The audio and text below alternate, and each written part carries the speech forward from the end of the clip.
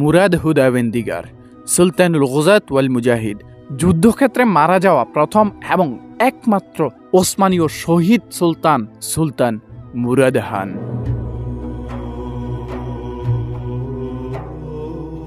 বুরসায় পিতা ওরহান গাজীর দেওয়া দায়িত্ব যথাযথভাবে পালন করে সুনাম এবং আস্থা উভয়টাই অর্জন করেছেন শাহজাদা মুরাদ। ওরহান গাজী ক্রমশই দুর্বল হয়ে পড়ছেন। ওরহান গাজী ভাবলেন জীবনের শেষ সময়টা তিনি ইবাদত বন্দিগি করে কাটাবেন। তাই রাষ্ট্রীয় প্রশাসন শাহজাদা মুরাদের নিকট বুঝিয়ে দিলেন এবং জনগণের ইচ্ছার কথা শোনার নির্দেশ দিলেন।